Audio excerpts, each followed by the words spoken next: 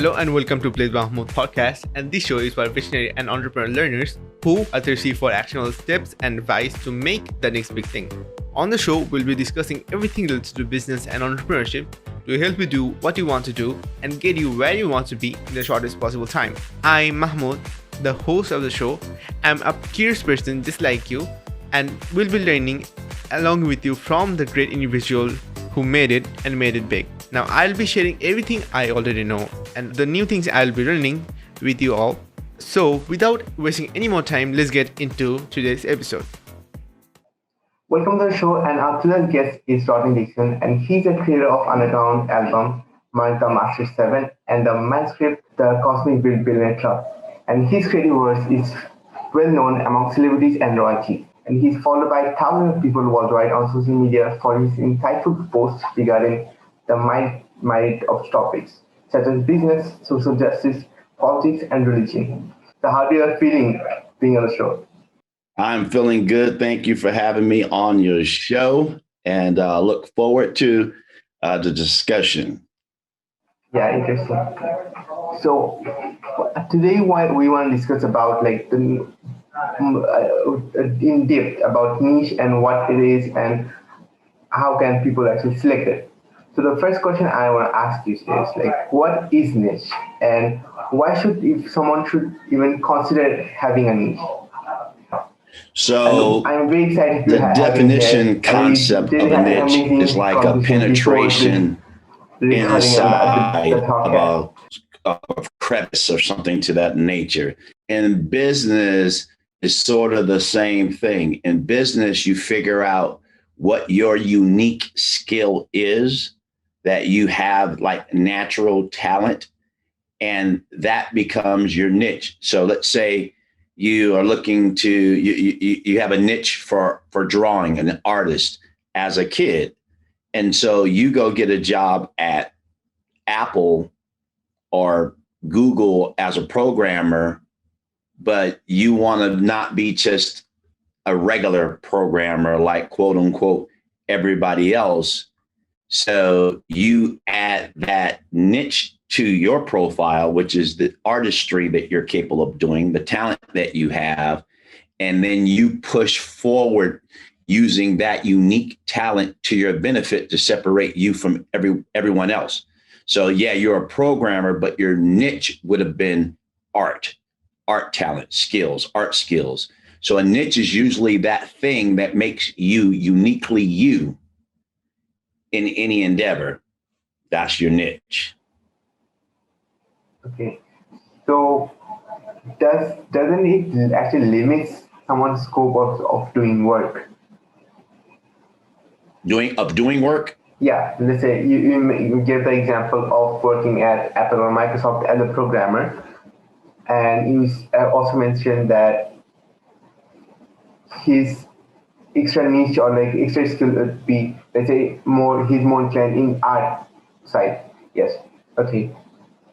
So doesn't having that art skill limit his capabilities to actually try other sectors? No, it expands it, because you got to figure usually a niche is going to fit into any system. So you, for example, let's use the art skills again. You know, most businesses have some form of an art concept to it, or that's needed. So anytime you have a unique skill, it's going to be in addition to anything else that you specifically learn, because academia, right? Education teaches a lot of people pretty much the same thing. Then a niche is going to add to anything else that you learn.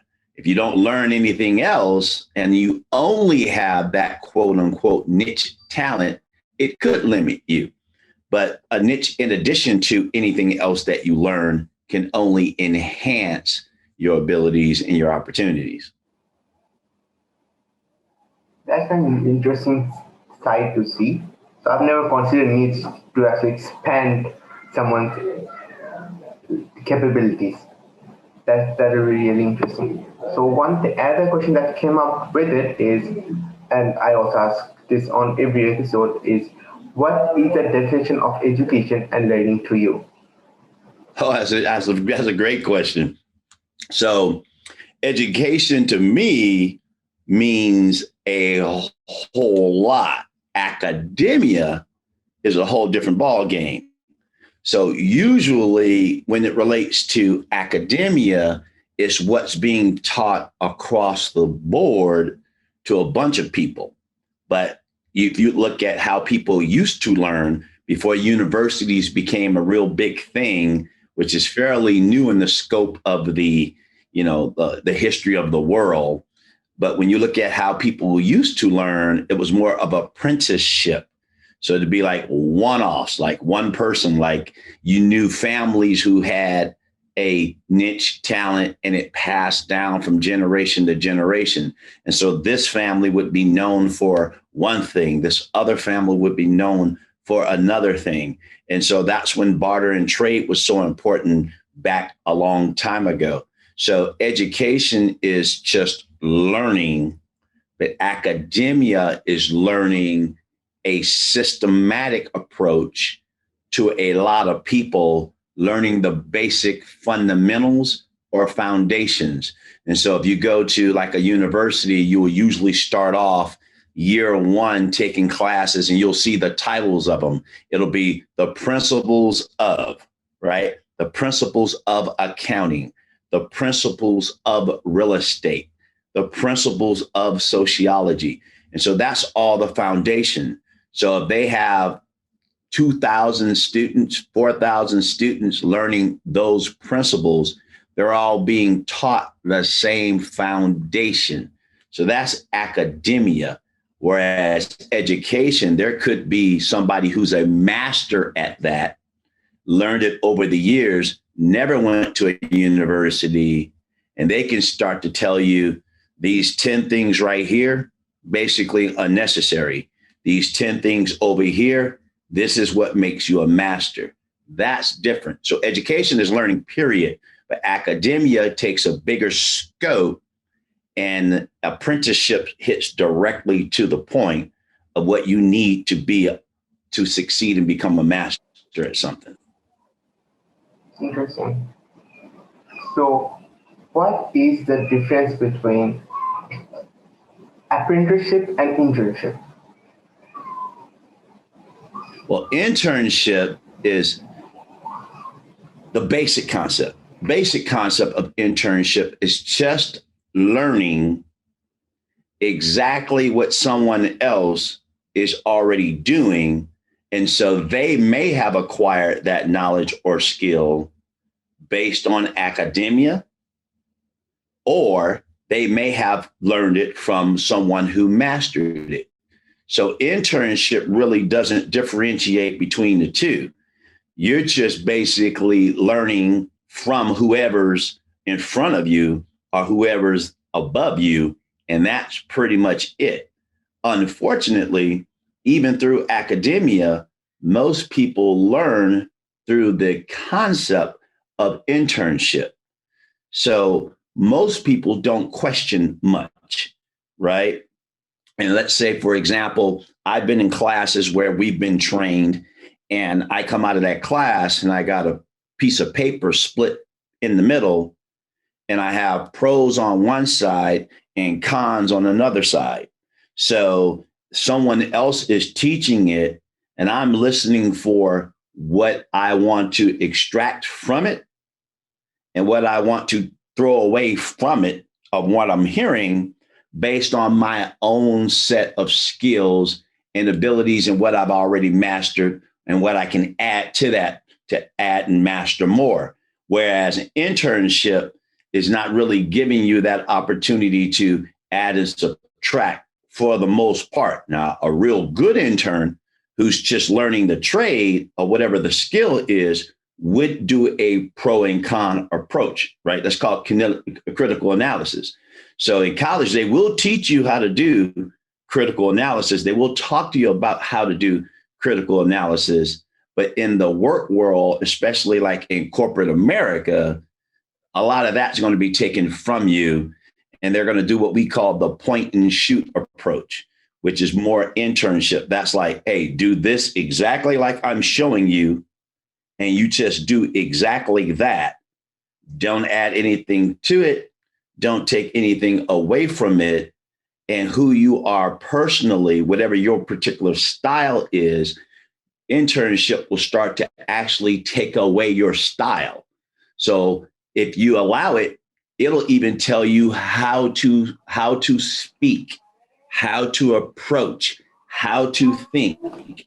That's usually what internship would do. Okay, so internship limits our capabilities. The thing is this. So it allows us to work in the physical environment, but does not actually limits our capabilities or changes who we are. And in apprenticeship actually gives us freedom to explore other areas. None of it in and of itself. So we're just talking about really definitions and concepts. At the end of the day, it's going to depend on who that human being is that you're dealing with, right? Whether they're going to allow you to be uniquely you or not allow you to be uniquely you.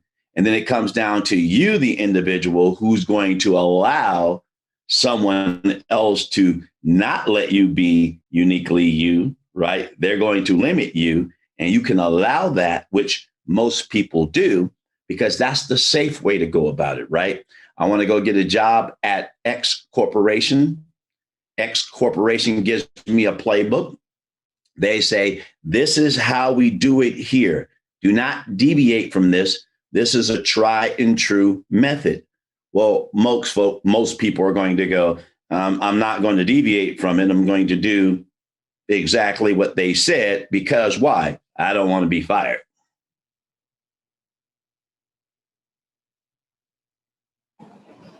Yeah, interesting. Like that, I would agree with it, because people actually don't, what do you call it, have the courage to say, no, this is not what I'm trying to do, or so.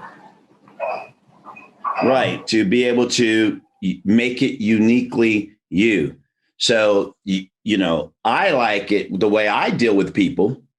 If I'm training them, if I'm coaching them, if they're working for me, is I just need the results. So I'm looking for what you have the capabilities to do. What are your strengths? What are your weaknesses? And then where you're weak, I'm trying to add my input to see if it can make you better. But I'm not trying to change who you are. I'm just trying to figure out what it is that you do and who you are. But, you know, most people don't do that at work. That takes a lot of work. That takes a lot of work as someone who's a coach or someone who's a manager or someone who's a director or whatever. If you're trying to, the more people you're dealing with, the more people that are under you, the less you're willing to put that type of time in to deal with a bunch of unique people. And so the more people they are, the more you're looking for some type of standardized program to get everybody to play on that playbook. And so if you're a unique person, right, which everyone is, then you're going to basically put that to the side to fit within this space. So then for you to really get your niche, you may have to find another place to go to, and this is just a stepping stone, or you're going to have to do some really digging in on your own to acquire this necessary knowledge and master it so that you can just do it, you know, without thinking and make it uniquely you. And then you got to have the courage to try it, right? And see what the results are. Now, if it works, then you're still dealing with that other human on the other side. Let's say you tried it. It was uniquely you and it worked. Well, if you're dealing with the type of person who says, I don't care if it worked, you didn't do it like I told you, you got to go, right? And then you have other people, like if you're dealing with me, if you're working for me, I'm like, that was incredible. Show me what you did So I can learn from it, right? So you don't know who you're dealing with. It just depends on who you're dealing with. True, I agree with it. And most of the school systems are all about follow the way how we show it, or you're wrong, or else you're wrong. That's it, and that's the biggest issue. Because let's say there are thousands of ways to solve the exact same problem, but the teacher, or let's say the professor would say, professor, what?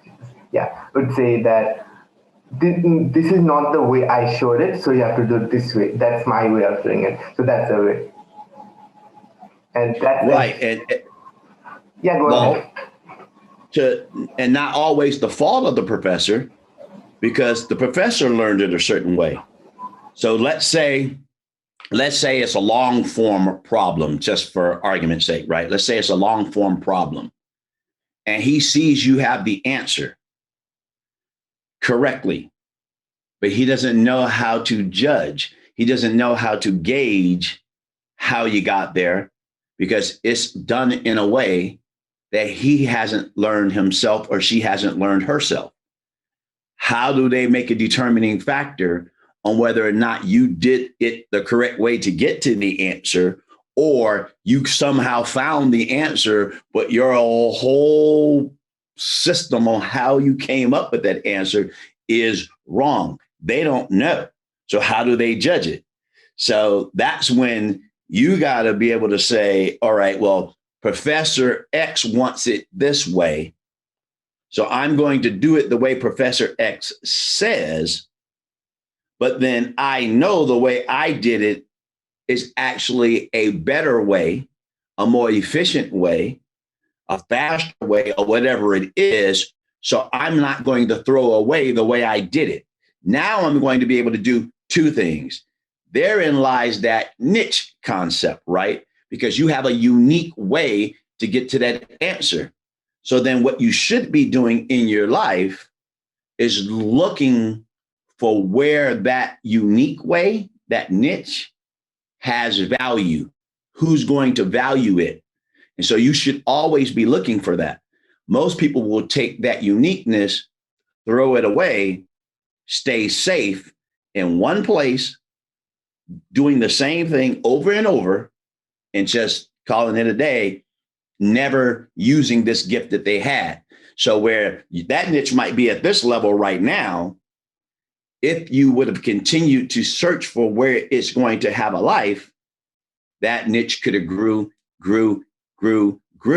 And so you could end up at this position rather than this position, but you stop searching for where it actually would fit in.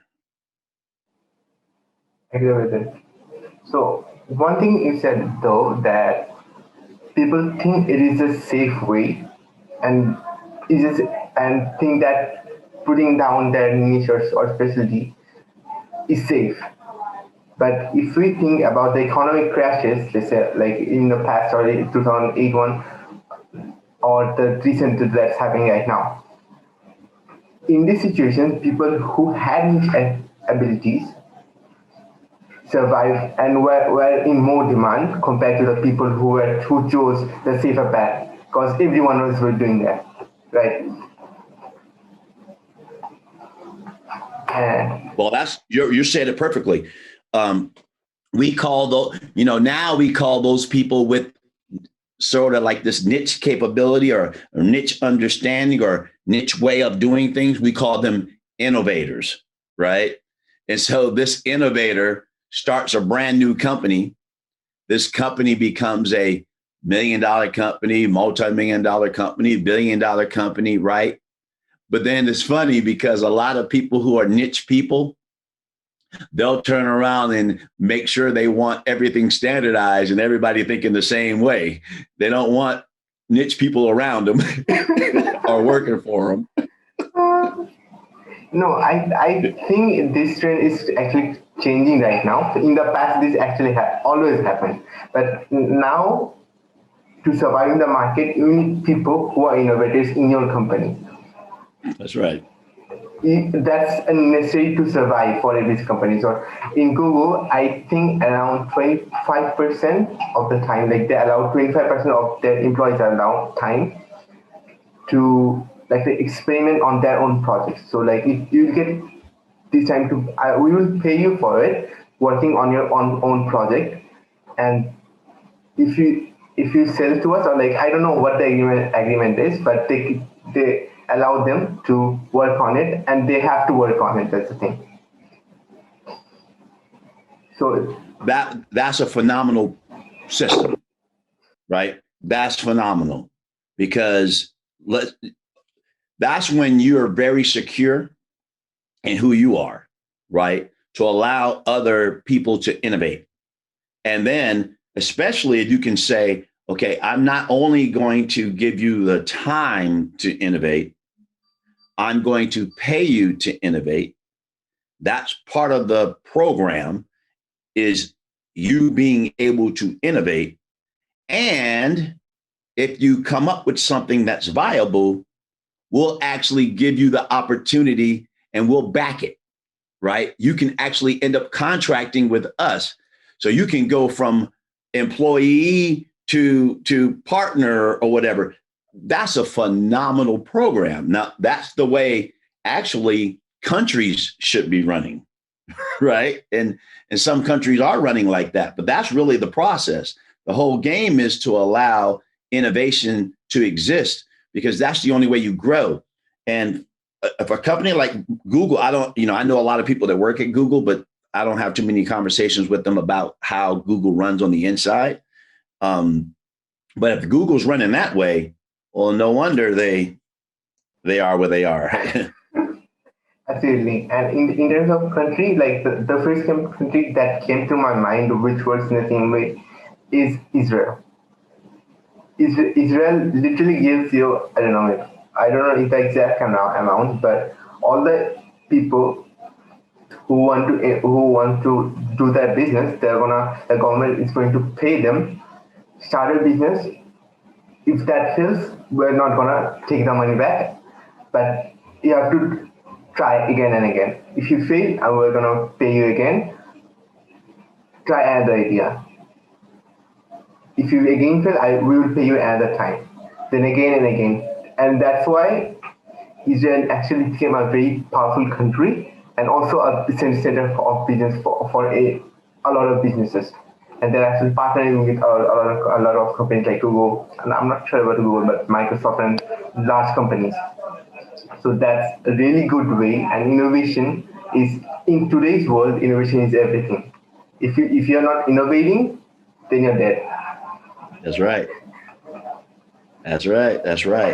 Yeah. So what's the hindrance to innovation? What's the hindrance to allowing niche people to, grow within a quote unquote organization?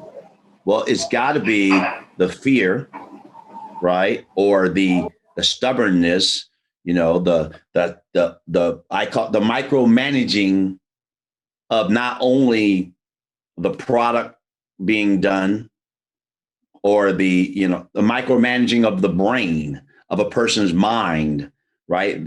When you start hearing things like, I've been in those situations, right? I've been in some of those types of companies where the way you speak, the way you think, someone's actually trying to manage that. Like, whoa, like, man, this is like way out of bounds, right? I was like, hey, the way you were talking right there, like, okay, so you see my results right here? No, that doesn't matter. The way you said what you just said is like, oh my God, this is like beyond this. I can't even describe it. It's like, prehistoric almost in thinking. Absolutely. I think the reason is the fear, or everything is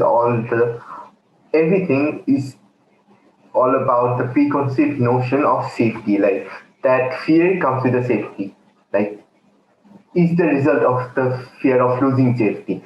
So they're the combined thing. So if you lose the safety, that's the fear. And And the same thing basically. You have the fear of losing the safety net, and also that people will go away.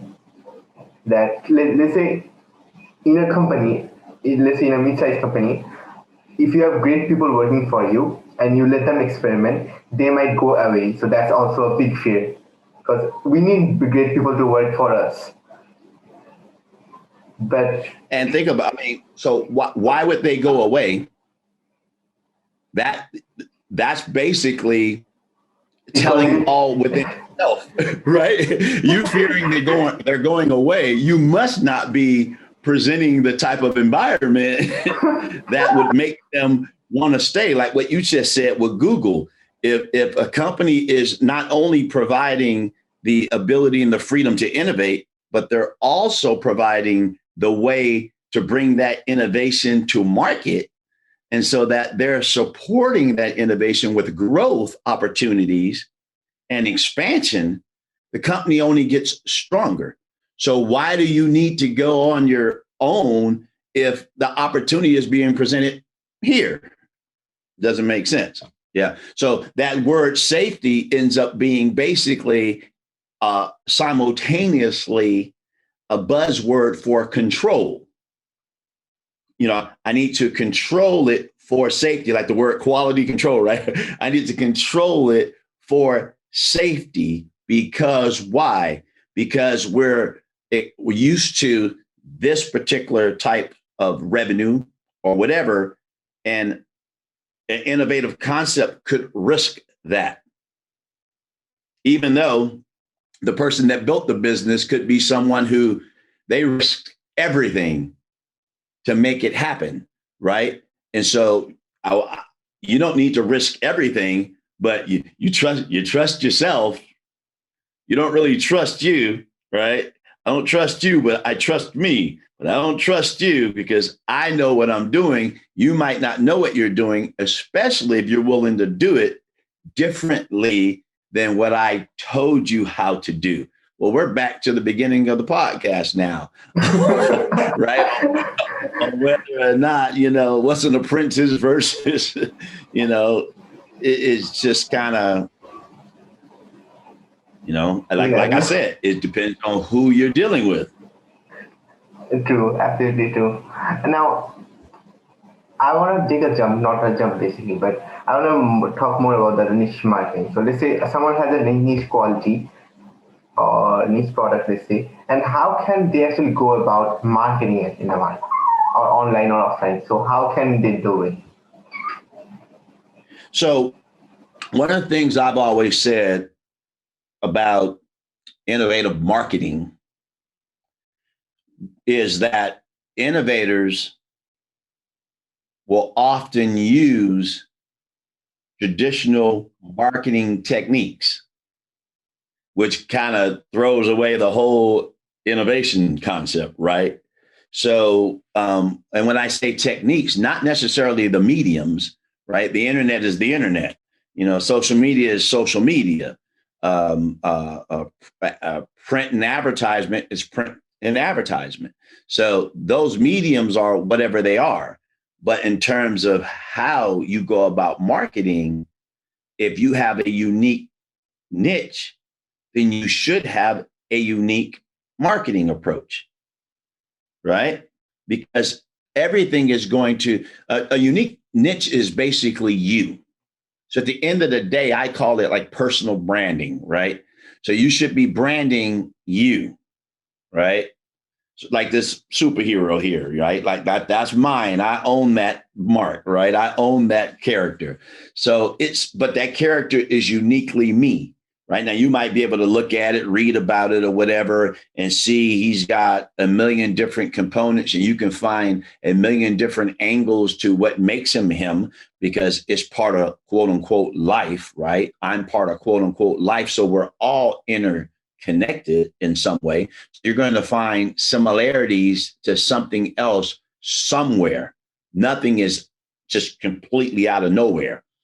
But is it uniquely you? And so if it is, then you should be trying to figure out that unique marketing angle. how am I going to market me? I can't market me like AM markets him, because AM and myself are two different things, even though AM is the initials of Atoma Merck. Right? But we're two different things. So I got to find that unique marketing niche, that unique narrative about what I have and who I am. And that has to become what you're marketing. What's your narrative? I agree with that. So one question that actually one of our listeners asked is, what is the definition of like the difference between marketing and advertising is? So this question is by Ivan Takeoff, a friend of mine, or old friend of mine. So what's the difference between it? Well, so the concept of marketing is bringing something to the marketplace, right? And the marketplace being the buyers, consumers, who's receiving what it is that you're offering. That would be your marketplace. So marketing would be that which includes advertisement, right? Because it's bringing it to whatever you're using to let the market know that you exist. So, you hear people say, oh, that person was a walking billboard. So a billboard would be those things that go up on the freeway or whatever, that billboard. And you say, oh, a walking billboard. Well, this shirt right here would be a walking billboard. So marketing is how people are going to basically use their senses to know that you're making some type of offer. So marketing and advertisement is connected. Then there's marketing plans and advertising plans. So you can say, okay, the advertisement part would be a commercial. Like, let's say you're watching television, a television commercial comes on, and now that commercial in the middle of that TV program is advertisement. But the marketing department put that together based on what they believed would get the people to accept the advertisement, to move them to take the offer, which is the product or the service that you're offering, right? So marketing is like the mental concept of putting it all together. And then the advertisement would be the end product that you use to get the people's attention to accept your offering. Okay, interesting. So I also even think about marketing and advertising in this way in the past. So this is also very informative for me. Yes. Yeah. Now I want to go to like what niche you selected. So I want to talk about you more. So tell us about what niche you selected and why. Ask me that again. So what niche you selected and why did you select it? Oh, wow. So I often think about that, right? Because if you have a lot of talents, right? So I was a basketball player. I played football. I played baseball. I played soccer. I coached soccer. I coached basketball. I've coached football. So all that would be sports. I wrote music. I wrote music with a guy who was one of the best there ever was to do it, right? So I wrote music. I created a music disc. I wrote a book, right? So it's like, okay, that's a lot of stuff. I've traveled to the Middle East. I've done business deals and feasibility studies with the Middle East, with royalty, et cetera. Okay, so what in the heck is the niche then? If you've done all this stuff, how do you kind of sum it up, right, into a specific thing? because you can have many talents, right? Because that's all those things are what you would call talents. So you have many talents, but what is it that brings it all together? It's all being done by the same person, right? Yeah. It's all being done by the same person. So that's why I said earlier, your niche has to be uniquely you. So at the end of the day, personal branding is everything. So you can come into an organization and they can be going, okay, what's this person's fit? What's this person's niche, right? Well, what is it about all those different things that now make me uniquely me, that if you had to put your finger on it, your stamp on it, what is it? I figure it out, right? I figure it out. I figure out what's needed to accomplish X. So in basketball, if they said, oh, his talent was his ability to run down the court, jump high, slam dunk, and shoot baskets. No, that wasn't it. Because if that was it, I wouldn't be able to play football. Oh, well, he did football, so he ran, he threw, he blocked, he kicked. Well, if that was the case, I wouldn't be able to play baseball. Oh, well, in baseball, he can hit, he can run, he can catch. If that was the case, I wouldn't be able to play soccer. All right, so his niche is sports. If that was the case, I wouldn't have been able to write music with the best guys to ever do it. Oh, shoot. Okay, so sports and entertainment, that's it. Sports and entertainment, that's his niche. Then why was I able to do business with high-level people over in the Middle East? You get it? My niche is being able to figure things out and get results. That's the niche. So whenever I've gone to a job for a job interview or whatever the case may be, and I'm sitting across the table, and you'll usually get this type of question in the interview, and they'll say, okay, why should we hire you?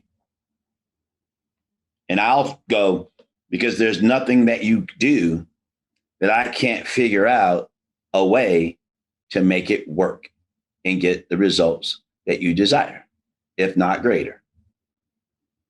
So I sell me.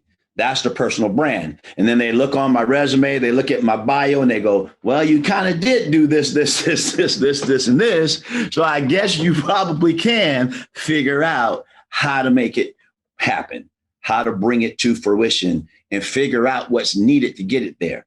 Because that's what the case is. So if you go back to what I'm saying, okay, the basketball, I had to figure out still how to beat that defense to get those baskets and how to stop that other team and what they were trying to do. I had to figure it out. And baseball, I had to figure out how to see that curveball coming out of the hand of the pitcher and see the spin soon as it left his fingers before that 95-mile fastball or 90-mile curveball hit the plate. I had to see it and figure it out before he got there. In football, I had to figure out that this big guy on the left side that was knocking down my lineman, and he's rushing me like crazy, that they're weak on the other side. So I'm going to run all these plays on the other side. It's like each of those situations, I had to figure out how to accomplish X with Y obstacles. And so when I got into the solar business, it was the same thing. How do I figure out what the obstacles are, where the obstacles are in the mind of people, and how to overcome those obstacles with the correct analysis necessary to get the movement that we need, which is to get the customer to accept the product offering that we were doing. Each step of the way, it had to be the ability to figure it out.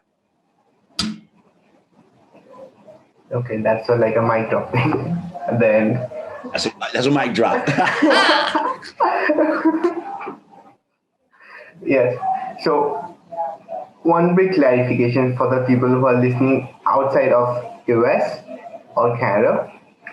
So football, he means by American football. It has Yes. So in my country, in Bangladesh, it's called rugby, and in outside, like in Europe, it's I don't know what it's called. I think it's called rugby as well there. So and when you told my thing like big guys in football with a hand, what are you going to throw with a hand in football? So yeah. Right. Yes. Right. So that absolutely. So you really said an interesting point that every single thing that it did has come down to one single thing, and that single specific ability on niche is the ability to figure things out no matter what the situation is, irrespective of the situation.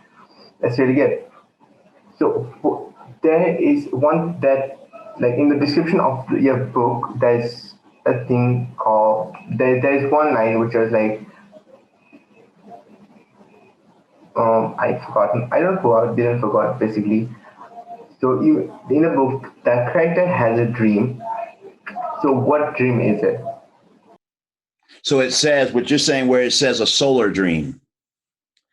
So it's because back in like 1989, when I was traveling and going to Minneapolis, Minnesota, which was the huge music scene at the time, the themes that everybody was singing about were themes that I was not interested in. So I started writing about energy, because one of the things I saw in sports and entertainment is that a lot of people who endeavor it, they don't really transition very well into other things after the fact if they don't really make it. So they, it's like the starving artist is get rich or die trying, or whatever the case may be. But then, if you live your whole life in quote unquote the entertainment world, then oftentimes you lose touch with just reality. And a lot of people that I knew that were in it deep they were inside too deep. And even though they were rich and famous, they wished they could have lived a normal life. And a lot of them regretted it. And so for me, I'm watching people older than me get involved in it. And I'm like, no, that's not necessarily what I want. So I started writing about stuff that was outside of what everybody else was talking about. And solar was my theme. I'm a Christian, so I'm into God, et cetera. And so stuff that they were singing about, I'm going, well, you know what? I'm not going to make that my legacy, where that's what I'm known for. That's just not a good deal. So I went and started talking about energy and solar. I saw there was a need. I saw early on that fossil fuel power plants were creating basically acid rain and clouds and stuff like that. I told my friends back in 1984 that cars could run on water, which is hydrogen, and electricity. We didn't necessarily need at that type of level of gas that we have. I was saying that way back then. Friends of mine was going, what in the world is he talking about, right? The meter on the side of a house. I used to talk to my friends all the time. We would sit up 2 or 3 o'clock in the morning at little Denny's restaurants, and we'd be talking about different types of endeavors we wanted to get into. And I would tell them, I'm trying to figure out how to beat the meter spinning on the side of a house. They're like, what, the meter on the side of a house? And I go, yeah, you know that energy meter? When you go to sleep, that energy meter is still spinning. So that means that it's charging you to sleep. So I was never a guy who liked to sleep a lot of hours because it costs me to sleep. So as a result, right, I was always trying to figure out, I got to beat that meter. I got to beat that meter. So I started writing about all this stuff. And that's where that manuscript, The Cosmic Billionaires Club, comes in. I wrote that in 1990. And it was about the future of energy, solar industry, et cetera, right? And I talked about all this different solar stuff in one particular chapter called The Business. And it was a bunch of poems written in cryptic language. But there's one chapter called The Business, talked about solar manufacturing, solar distribution, the shining the glass, et cetera. And then I made a CD about it. And that's where this solar superhero came into be. And I started writing about this solar superhero, which was basically this archetype of individual who is going to fight against, fossil fuels and things of that nature. And so eventually all that stuff came to pass, but it was stuff that I saw before it ever was really here in the scope and manner in which it is now. So that's why it's a solar dream. And so the book shows how basically I saw it a long time ago. And then I said I was going to be involved in it when it hit. It did hit, and I'm involved in it. Okay, interesting. So I'd say this really quick that hydrogen energy, or hydrogen fuel, is unknown for a large portion of the world. Like it's completely unknown to a lot of people right now. So people who are listening to this, what's hydrogen energy? Why is it actually used? So just to clarify it, in US, I'm not sure in US, but in China and Japan, there are intense studies going on where people are trying to use hydrogen to run cars. And I think this is the biggest threat to Tesla right now, because that's the advantage that they're trying to use electricity, but hydrogen is the next big thing. So this is the biggest threat for them as well. But the issue right now is that the cost is really high for using hydrogen as a fuel compared to electricity or other mediums. But soon, like in a few years, maybe within a 10 years mark, this cost will go way below than what we have right now. And by we I mean Japan can, and China or any other nation that's working on it. Yeah. So I saw the hydrogen concept back in the early 80s, but and that's when I started talking about it. I actually told a friend of mine who was one of my business mentors, and I told him about hydrogen fueling cars back in 84. Now, of course, there's people who had been into it before that, but I didn't know who was into it. I just said this was something that was going to go down. So then in 2007, I met a guy here in the United States, but his family is from Indonesia. He was an older gentleman, and he had created a energy called hydrogen on demand. So he could actually produce, or he claimed to be able to produce, steam in 4 seconds. So there would be no need to store the hydrogen, which is the big, issue. And so he could use various different types of water. He didn't need a bunch of it because it was renewable.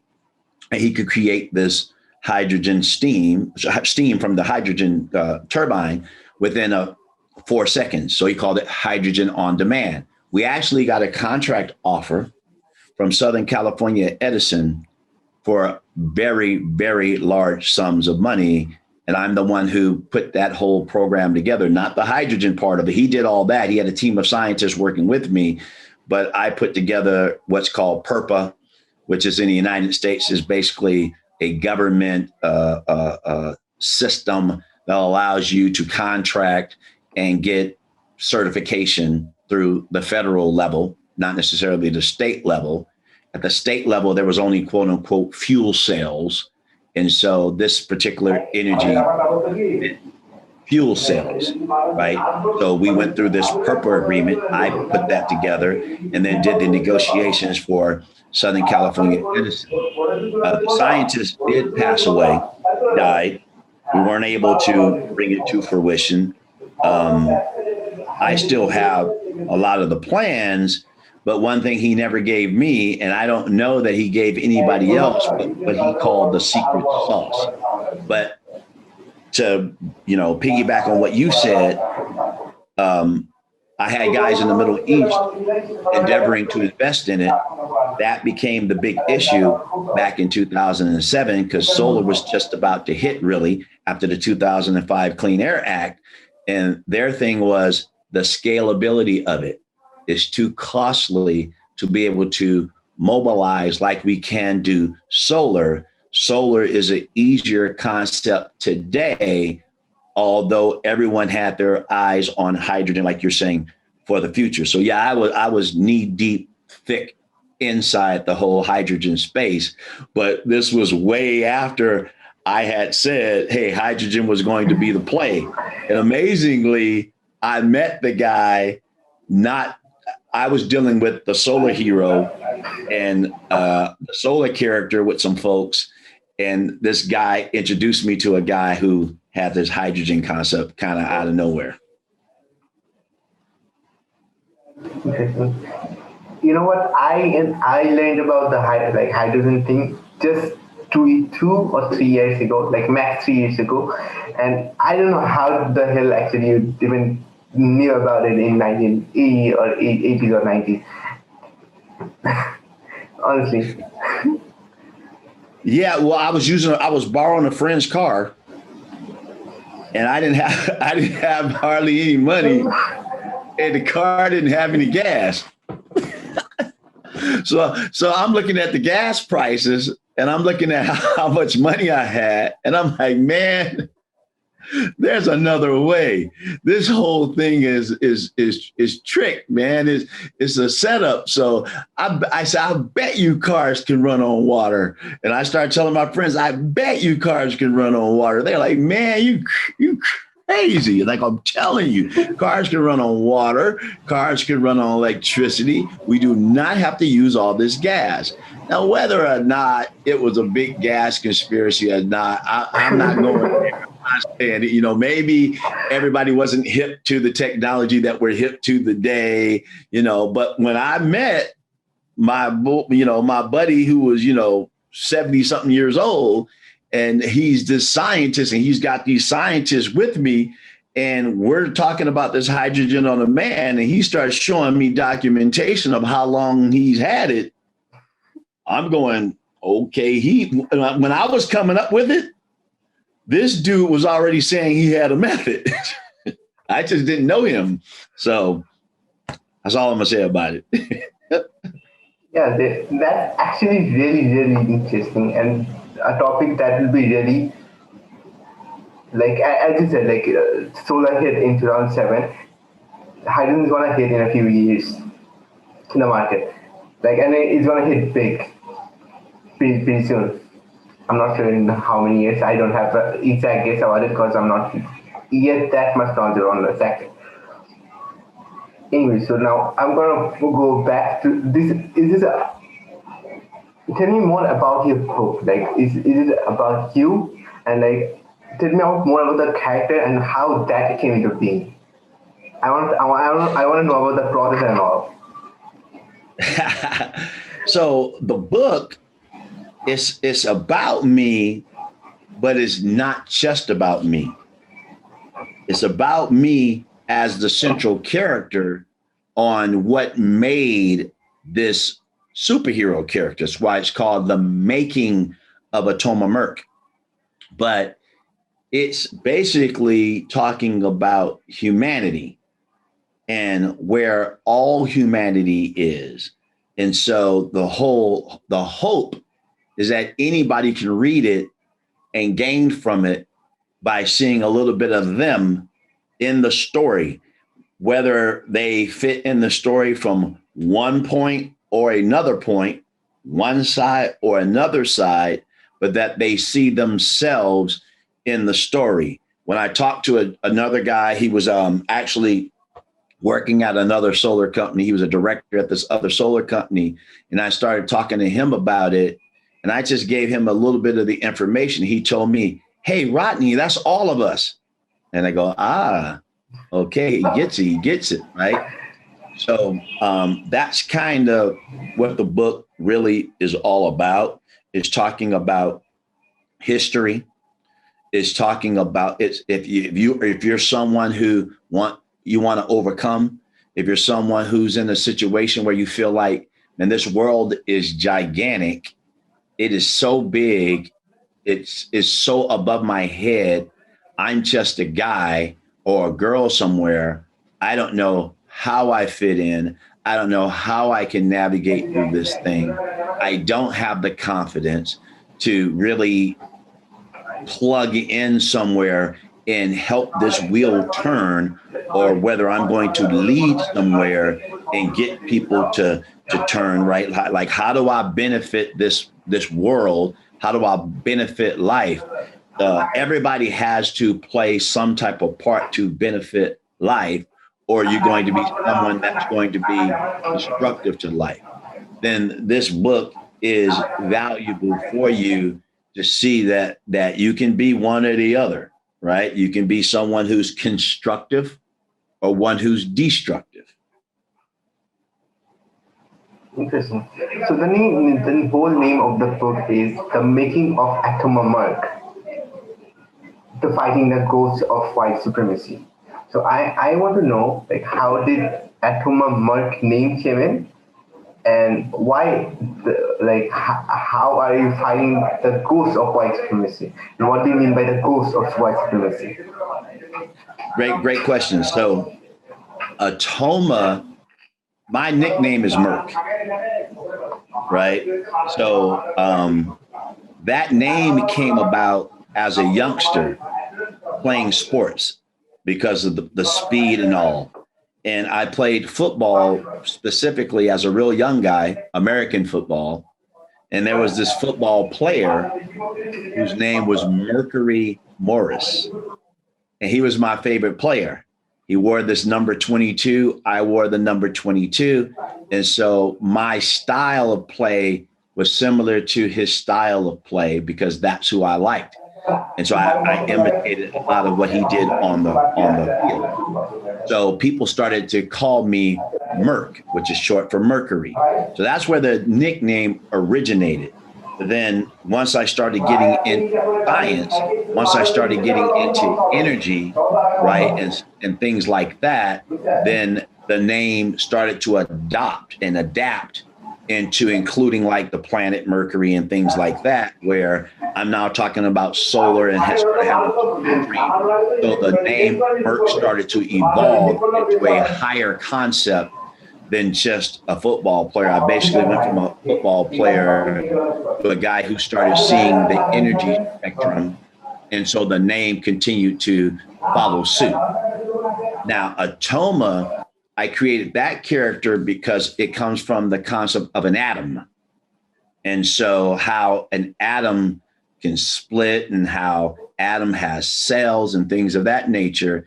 And so I took the concept of an atom, and then there's a Attoma, atom with an A. The A part, which is the A you see on the shirt here, right? That's the A in the character, is Attoma, and the A.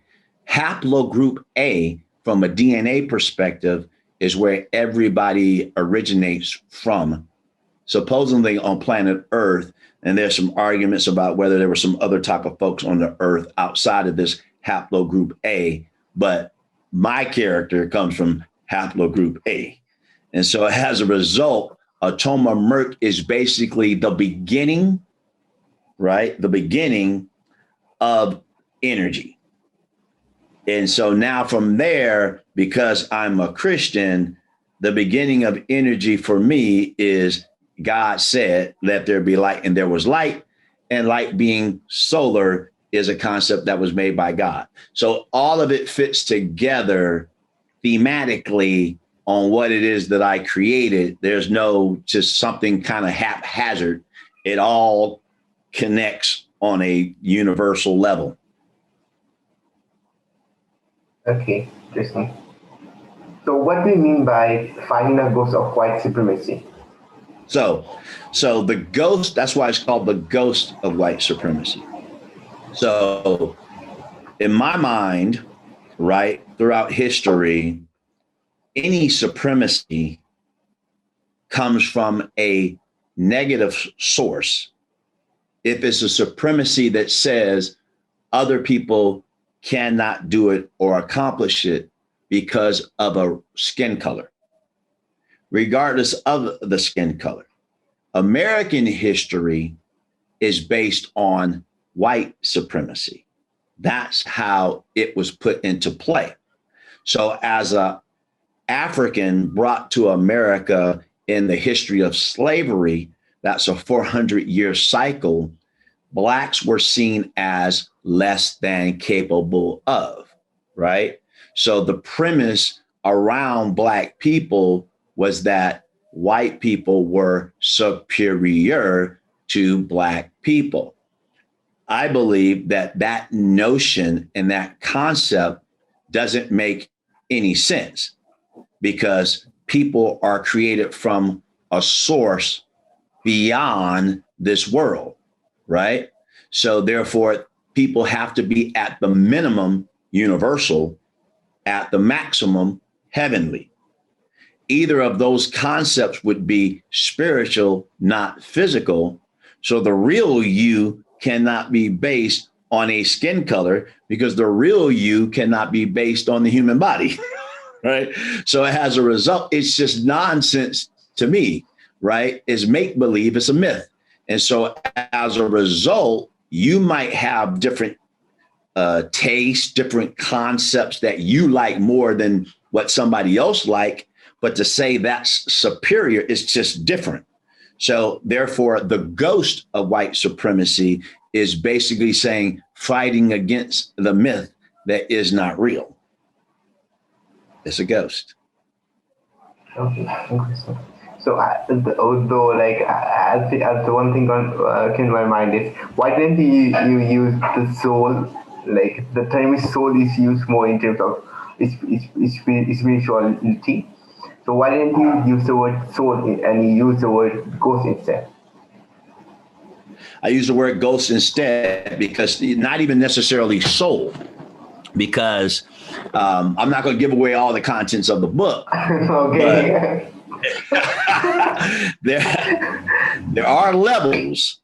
There are levels, and I do talk about the levels, right, as we're kind of discussing, but there is another level. So when you start seeing how I start basically focusing on this other level, well, you know, those are ghosts, and those ghosts, they haunt, right? They haunt. Yeah, absolutely. Yeah, true. Actually true. Now, so we're ending in one way also. So where can our listeners find you online, or where can they actually buy the book or pre-order the book? So the book is available on Amazon.com. The book is available on Barnes and Noble. Someone can always go to my website, and that's slrd.net, which stands for Street Legend Rodney Dixon. So that's SLRD, Street Legend Rodney Dixon.net. And information is there. So more information about me is there, upcoming information that's coming up, but Amazon.com and Barnes and Noble is also where you can. Right now, the book is only available for pre-order, which there are a significant amount of people pre-ordering the book. It will be officially released on June 15th.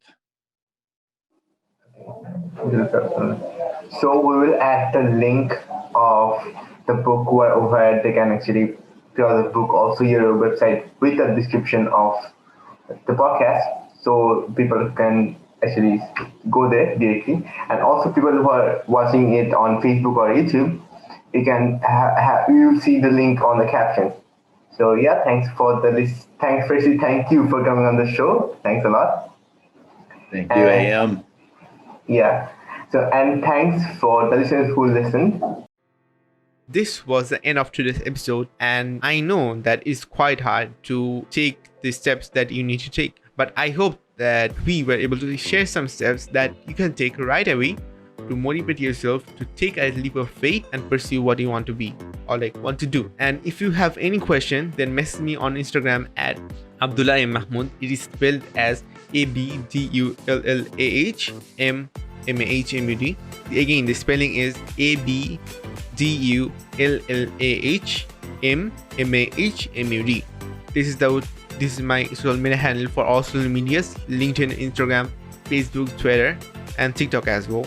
I don't have any videos on TikTok anyway, but you can find me there. You can follow me or send a message. I'll love to talk with you.